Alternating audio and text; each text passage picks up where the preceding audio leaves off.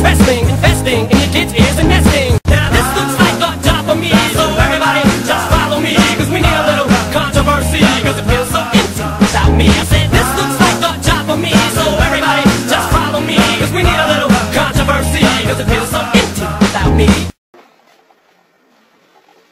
Howdy. Howdy. Welcome under the hat. I'm Bellboy. And I'm Sydney. And this is the Breaking Point review show. Sorry it's a little bit late, but Sid was away. He's back now. I'm sure you're glad to see him. In a nutshell, the event, I know I've seen a few reviews on it already. Many people don't like it, and I can see sort of where you're coming from, but I don't think it was necessarily too bad. There's some good matches in it.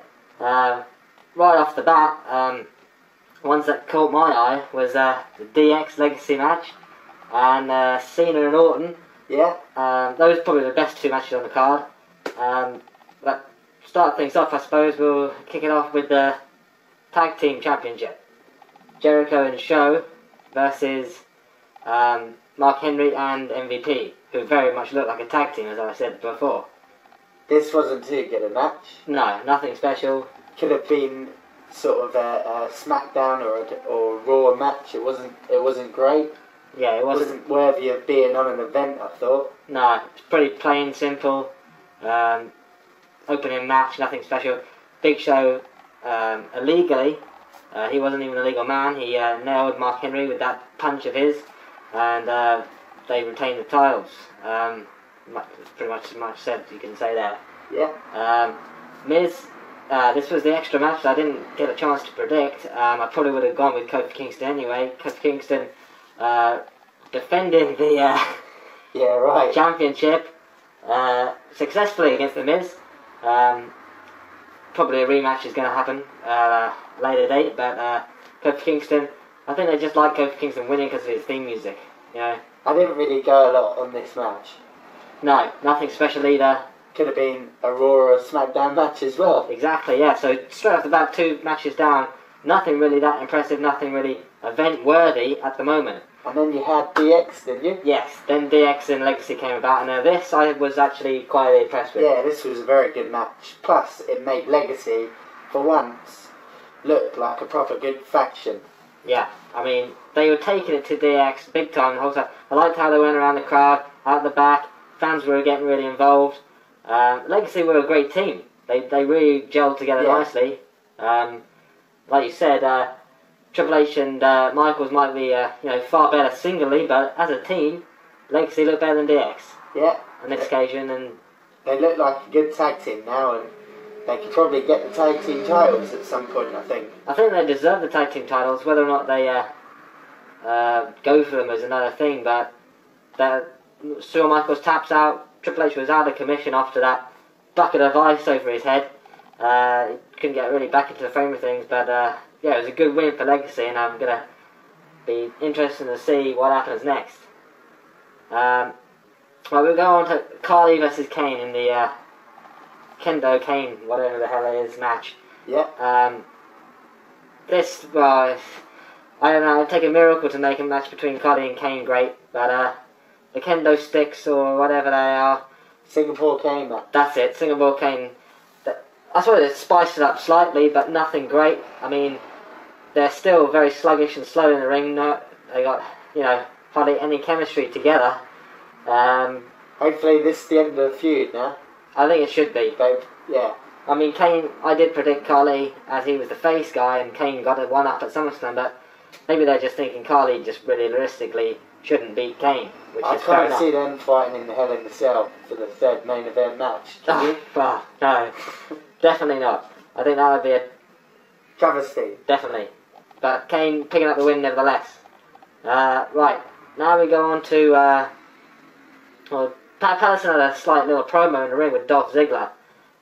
Obviously this was to hype up Morrison and Ziggler possibly fighting in the next pay-per-view. Or yeah, I'm looking forward to that match. That should be good. Ziggler's, I thought it was quite a funny little promo he had with Patterson. And first event that Morrison's been on in a while. Yeah, he didn't fight, but at least we got to see him. And you had Christian match against Regal. Regal. His two henchmen sent backstage, and once that happened, you knew that Christian was going to retain, as I got that one right. Yeah, and it wasn't much of a match as well, so you also got that one right, didn't you? I did get that one right. So hopefully we've had enough of Kane and Khali, and hopefully we've had enough of Christian and Regal. I've just had enough of Regal, full stop. Yeah, you have actually, yeah. He wants him to get the F out. Yeah. Right. Now I think we're... is it Nookie Crookie time already? Nookie Crookie time. Yeah, I think it is. 2 world title matches. Well, Cena and Orton, I think, was the better one of the two. Orton and Cena have got quite good chemistry. I like them in having this feud. Possibly could be over now, because Cena did pick up the win. Made him quit. But I like the... they used the Singapore Canes a lot better than Kane and Khali, put it that way. Yeah. It seemed to... this was a better Singapore Cane match than the Kane and Khali Singapore Cane match. Probably which actually was a Singapore Cane match. So, yeah, he did batter him with that cane on those ribs of Cena, and then Cena just snapped. I was quite impressed with this match. Yeah. And then he got him in the STF with the handcuffs. With the handcuffs, and Orton tapped out pretty quick. Yeah, it wasn't too bad a match. But, and then you had the other Nookie Crookie match. Yes. CM Punk defending the title in a submission match against Undertaker. I predicted Undertaker here. I didn't think much of this match up until the point of Taker winning. So it was a very basic match. Yeah, nothing really special about it. And but then it was a screw job. But the screw job, yeah. Montreal, it had to happen again in Montreal. I know, they will never let it rest. We forgot to mention the little thing with DX with the Montreal screw job. That was quite funny, with Triple H saying that he had nothing to do with it. Yeah. Very, very, it's kind of like, turned into a bit of a joke, but then they recaptured it with The Undertaker. Teddy Long looks like, he's a heel. It's probably because he's still on probation, so Vince is probably behind it. Yeah. I take it he's obviously going to get his way eventually, and it just so happens that the next event is Hell in a Cell, and who's the king of the Hell in a Cell? Well, it's The Undertaker, isn't it, really? Yeah. So he's going to be in trouble, CM Punk, but I don't know why they did the screw job thing. Obviously it's Montreal, but, I think they just couldn't think of another way for CM Punk to retain the title. Yeah. Well, that's pretty much our review. I mean, I think it was an average event, slightly above average, so I'm going to give it 6.5 hats out of 10. Yeah, I'll give it about the same, 6.5. So it seems reasonable. Next up, I believe that it's... I think it's time to have a little bit of a look at the current status of the WWE. We've been thinking for a while about things that we're not entirely happy about, things that could be a lot better compared to other eras that we've been through in the WWF, and I think we'd like to voice our opinions out. Yeah, just before we'll call it the downfalls of the current WWE. Yeah, downfalls of the current WWE. I'm sure you've got opinions yourself on what you'd like to change and what you don't like now that you used to like then, and vice versa. But things that seem like they're going wrong at the moment, and they need to sort out. Whether they do or not is another question. That is. Hopefully they do, because some things are really, rubbing our rhubarb the wrong way. Yeah.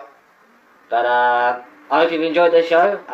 Sorry about that, it might be a little bit late. I'm sure that you've seen the pay-per-view and almost forgotten about it by now. Yeah, but you're probably all waiting for the Under the Hat review. Yes. Of Breaking Point. But until next time, what goes on under the hat stays under the hat.